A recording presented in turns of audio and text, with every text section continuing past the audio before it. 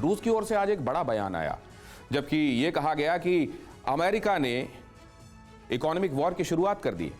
यह बयान ऐसे वक्त में आया है जब जो बाइडेन ने रूस के तेल को बैन कर दिया है और जर्मनी ने रूस की गैस को लेकर उसे झटका दिया है। और दूसरी हकीकत यह भी है कि युद्ध शुरू हुए 14 दिन बीत गए, लेकिन यूक्रेन के किसी भी बड़े शहर पर अब तक रूस कब्जा नहीं जमा पाया है।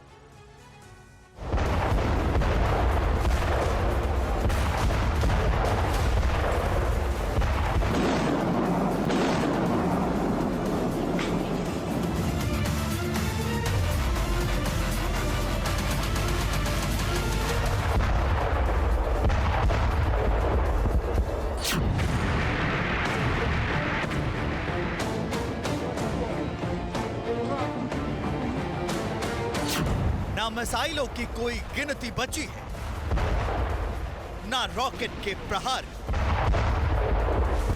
बेहिसाब अग्निबाण दागे जा रहे हैं, बारूद बरस रहे हैं, जर्रा जर्रा थर्रा रहा है।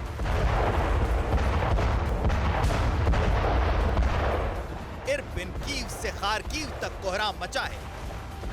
यूक्रेन में इंच इंच पर तबाही बिखरी पड़ी है। रूसी आर्मी के प्रचंड प्रहार से अब तक करीब 500 यूक्रेनियन मारे जा चुके हैं, सैकड़ों जख्मी हैं।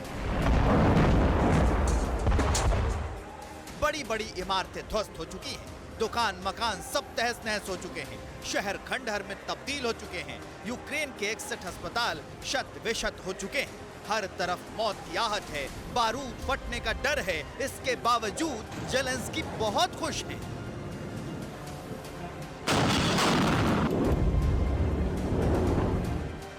यूक्रेन पर ताबड़तोड़ हमले के बावजूद जेलेंस्की के खुश होने की वजह को समझिए जरा।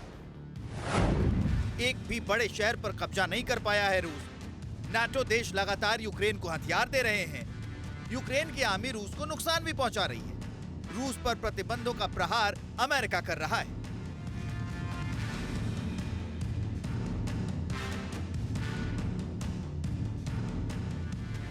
यूं तो मारियोपोल से लेकर खार्कीव तक रूस ने जबरदस्त तबाही मचाई है। इसके बावजूद यूक्रेन का दावा है कि करीब 3000 से ज्यादा रूसी सैनिकों को मार डाला है।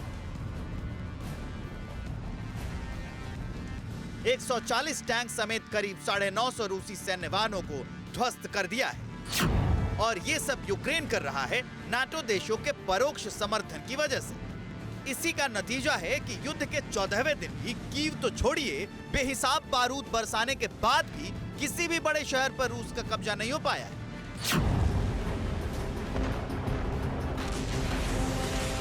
इन सब के बीच अमेरिका या कहिए कि नाटो देशों ने रूस को प्रतिबंधों की बेड़ियों में जकड़ना शुरू कर दिया है। रूस की बड़ी शख्सियतों और बैंक पर बैन लगाने के बाद अमेरिका ने अब सीधे सीधे क्रूड ऑयल पर भी प्रतिबंध लगा दिया है।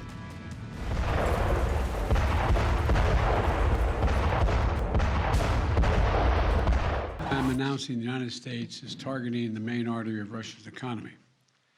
We're banning all imports of Russian oil and gas and energy.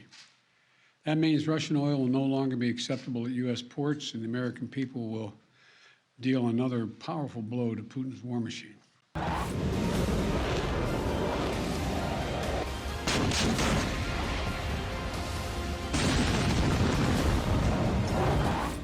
इतना ही नहीं, पेप्सी, कोका कोला समेत तमाम बड़ी दिग्गज कंपनियों ने भी रूस में अपने कारोबार को स्थगित कर दिया है। जाहिर है कि ये रूस को चक्रव्यूह में घेरने की कड़ी है। मॉस्को भी इससे बौखला चुका है।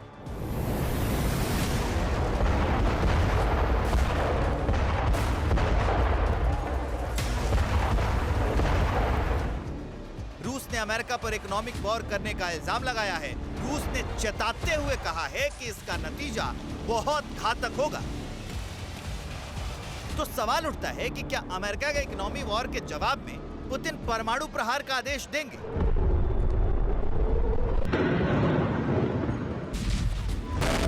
क्या ये इकोनॉमी वॉर न्यूक्लियर वॉर में तब्दील होने वाला है? परवाह देश की, सोमवार से शुक्रवार रात 10 बजे TV9 भारतवर्ष पर।